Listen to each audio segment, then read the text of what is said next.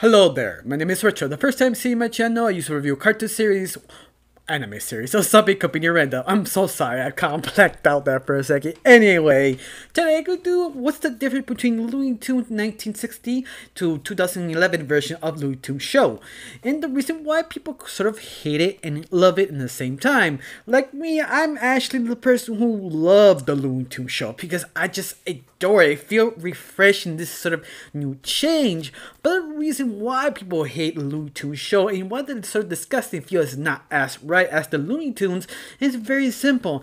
They changed the characters so much they don't feel like the same anymore. They're just different. Now, to understand what is the difference between them, I had to talk about Looney Tunes and what they actually are, at least the original. I think a good idea to start with the first character being Bugs Bunny. How to describe Bugs Bunny is basically kind of laid back, hopo, asshole. He does his own thing in the wild. That's basically it. He never messes with no one, only they mess with them. And that's very unkind because it's something you can relate to. Now, the Looney Tunes show 2011 Bugs Bunny is similar the same, but you have some differences. One of the differences is he lives in a big city. He's kind of like relaxed, chilling, paying his bills. And I think that's one of the major parts people kind of didn't like, because Bugs Bunny never cared about living in a house, paying his bills, or living in the big city at all. And especially he's very successful in this version. And Bugs Bunny never was successful. I mean, there is an episode they do sort of experiment on that, but that just sort of vaguely wasn't that good, so they dropped the idea a long time ago. So this would sort of pick up what they left off and try to find a different approach of it, and that in itself make it unique, at the same time understandable why people kind of don't like this part of the version. But it's not the biggest difference. I mean, the other characters change so much that you'd be sort of shocked. But anyway, it's something that's different because he's sort of on his elements. They're trying to do more mature kind of a comedy, like paying taxes or going to DMV or having sort of relationship problems. That it's sort of different because you never expect Looney Tunes or Bugs Bunny to handle. Besides that, they have one major difference that really stands out, is that Bugs Bunny himself is sort of odd. That's never happened in any Looney Tunes, except for one short that was sort of crazy for one episode that kind of nobody likes.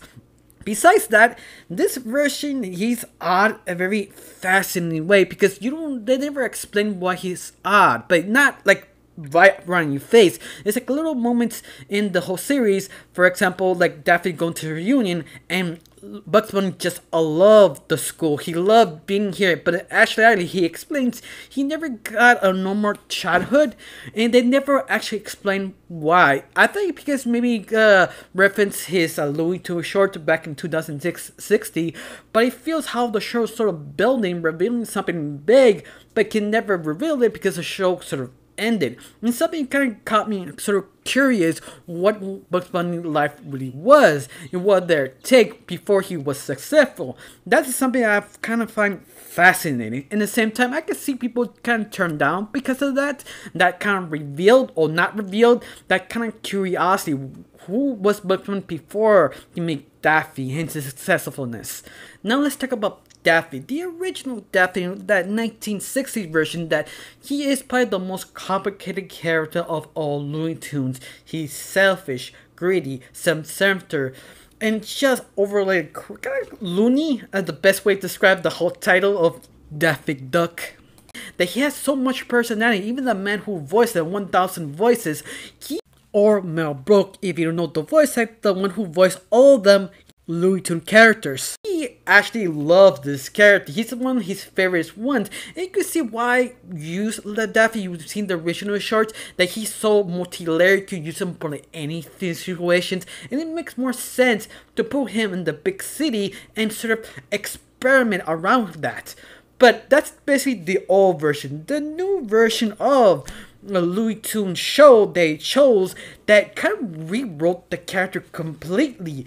That he making kind of strange, odd, and completely not the original. Yeah, I'm okay with that, but at the same time, it's kind of your mouth drops when you see Daffy. That Daffy never was strange or awkward. He was sort kind of complicated, but never awkward or strange. So it's something that caught you off guard. Of course, they try to compensate and sprinkle all part of his personality. He's done some things he does, like he has a float because he's just sort of narcissist. He's trying to be himself in the float. He's showing enough. Here's Daffy coming in. That makes sense because that's Daffy. But they added this kind of odd twist. Like I don't get why they chose that. And I think this is one of the reasons why fans just truly hate this version of Daffy, because it's not Daffy. Of course, they keep his selfish, his greed, and it's just narcissism all intact, but they kind of push that in the background. He's just focusing on his kind of oddness, and I feel that's kind of portraying the original character. Of course, it's not odd that Daffy lives with Bugs Bunny, because Daffy is sort of a cheapskate. I mean, sort of. I mean, depends what short you watch of the original, but he does have sort of fondness with Bugs Bunny, but it's sort of kind of narcissistic that maybe he would not live with Bugs Bunny. It's something that he just does it because it's cheap. That's all. That's sort of makes sense in the same time with this new version that make him sort of interesting, but at the same time, it's not my Daffy, in other words. Yeah, I want to complain, but I'm sort of interested in what they did, especially with his new girlfriend that created, especially with Daffy, but I get to her later. Anyway, besides that, that's the only complaint. They made him too odd and strange. I mean, the original Daffy has so complex that you really need to change that much. And some reason they change all of it. That's the thing, just kind of upsets me.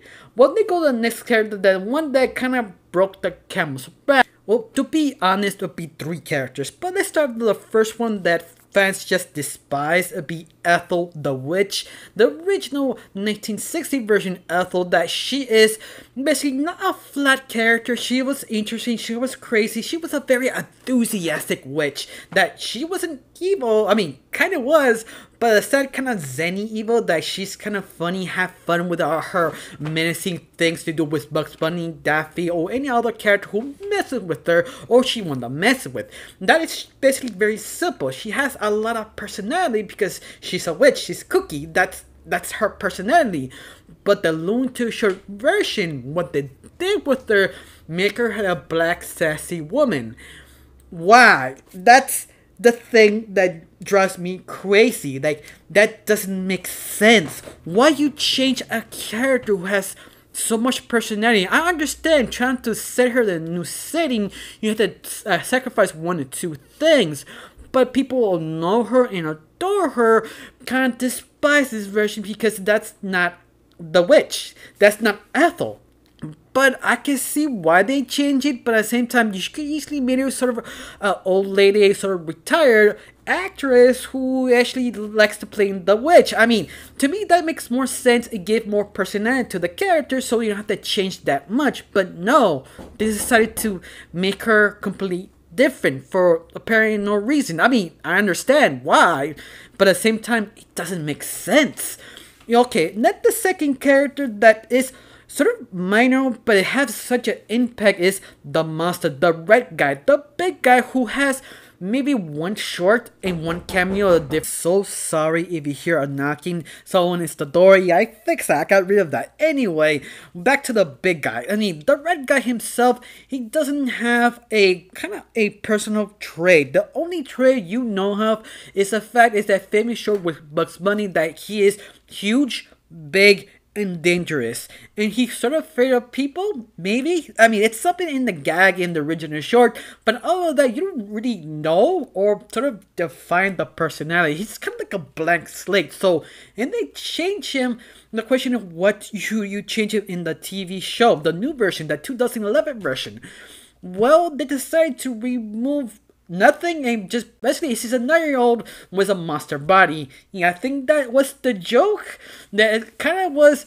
Yeah, no. I mean, you could also do another thing with them, like, I don't know, make him a nurse who doesn't talk but he looks very threatening. I mean, you could deliver that. He's simple. And you also can use his visual gag because of how well designed and common he looks. I mean, you can deliver that, but they didn't. They didn't figure out a very clever way. They decided, oh, it's funny. Just huge muncher, but the effect is just a little kid. It's funny.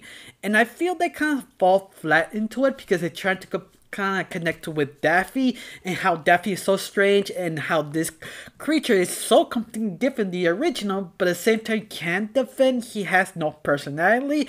It's sort of a weird mess and it's kind of hard to accept it. Besides that, you have one more character that is sort of hated what they did with them is Taz. Look, to find the old version of Taz and 1960 version, Taz was strong, stupid, and just a monster. He eats everything. He is just a moron and very dangerous weapon outwards. No brains, all bronze. That's why you sort of like it. He's not mean, he's just very destructive, and that is pretty simple. In fact, they made a TV series that lasted about 5 seasons because they used the strength of Taz. They used the side characters to kind of help and see his emotions, just his reaction, and he just blubber what he says, and you deliver all the emotions and all the visual gags so well. In the, I don't remember what 90s version of Taz. I don't remember what year that show was, but it was called Tasmania Devil Show, and I don't remember what year it was, but it was really good and really surprising because they very clever how he used him. He was the main character. Now the TV version, the Looney Tunes version of 2011, they made him as a dog. In the way, I was sort of disappointed because Taz wasn't my number 2 Looney Tunes character. He's always number 2. He was my favorite. Next to Bugs Bunny, he was number 1. But bring Taz that he's so simple, so violent, to make him a dog. That's something that is so... Why? It's something I didn't get what they do that. And I'm not trying to trash the show because I do love the show. It seems I'm trashing the show, but no, I truly adore it. But those decisions kind of pisses me off. But besides that, even worse is why he became a dog. It's because of Bugs Bunny. He's blind. He thought he's a dog, but he's not a dog. But it doesn't make sense because Bugs Bunny is clever and smart. The only one who makes sense is this version of Daffy who think he's a dog. That makes more sense, but they don't. And like Bugs Bunny to lead that joke. Like, why? I mean, that does not make sense. And it just kind of bothers me when they do that. I feel they never make any good decisions. But they make 2 great decisions actually. This series have 2 gems of a good characters. One's the old one called Bugs Bunny. What they did with her in the Looney Tunes show 2011 was brilliant because they give her a personality. In the original Space Jam, the first time she came out was introduced, she just was an athlete and she was over-sexualized. And that's it. I mean, she was a very strong woman, but with no personality. And that's the problem in a Looney Tunes world, that you need a strong personality. The weakest one is the red guy, but if you can defend him, you still have a sort of personality because he is very dangerous. Besides that, Lola was probably the weakest character ever made in Looney Tunes. But till the Looney Tunes 2011 kind of fixed it. Her made her in a way is a Mary Sue if she was broken. She has money, she has power, and she doesn't need it because she is very smart. She can actually hack something or know some information she shouldn't know, but she does. But at the same time, minute kind of loony, she does not all dare. Her mind wears off, comes back, changes conversations. In other words, she's a very, very complicated character, and she became my number 1 favorite Looney Tunes character because she's just so erratic in other words, especially her friend Tina, who basically is the girlfriend of Daffy Duck. Her herself, she's a new character who is created for this show and just complement Daffy and Laura Bunny because she's the straight character, the one who is kind of dry but sharp, kind of street smart, but her personality is so well defined, so light. She cut the BS if he's trying to go crazy, and she shit you straight. And that in itself, I love her because you need a straight character in the Looney Tunes world. I mean, you have a pretty few straight characters. You have Elmer Fudd, Sammy Sam, Bugs Bunny. I could go on, but Tina is so refreshing and different and complements all the Looney Tunes next to her. It's just so refreshing. I just hope they use Tina in the new show from HBO Max, that new streaming service, they could reboot the Looney Tunes. Please put her in a short. I want to see what can do with her in a short by herself. What kind of comedy you can give her with. Please, or at least join her with Lola Bunny. This version of Lola Bunny with Tina, because I feel they complement each other so well. I hope I get my wish, but besides that, this is the reasons why people hate it, and one of the reasons why people love it, because it's so different, but at the same time, they did something unique. And the part of this unique is they have this kind of normal kind of lifestyle, like how Bugs Bunny is just waiting for his taxes to come back and just do it. And you have this sort of kind of a Seinfeld kind of comedy with kind of like a Big Bang Theory, that you have all this kind of trivia, but only trivia of Looney Tunes. I think they do respect the history of Looney Tunes, of all the characters, even characters that you've not seen for a long time. You probably see them for a small cameo or a background character. They appear out of nowhere. For God's sake, they use Cecil Turtle. Cecil Turtle is not being used just for a background. I think the last time I see Cecil was in the Space Jam movie, the first one. Besides that, he wasn't the main character. He was like a side character. I mean, he's so famous to stopping or beating Bugs Bunny, and this is like probably the only time they actually used him again. So there's one reasons I enjoy it, because they know comedy. They sort of respect it. Just at the same time, they kind of force some of the ideas, and that's the problem. They sort of forced it. Yeah, I was sort of frustrated they forced it. Besides that, I still love the series. I still enjoy it. I hope I make this clear why they hate it, why they like it, why I love this series, even it's sort of divisive.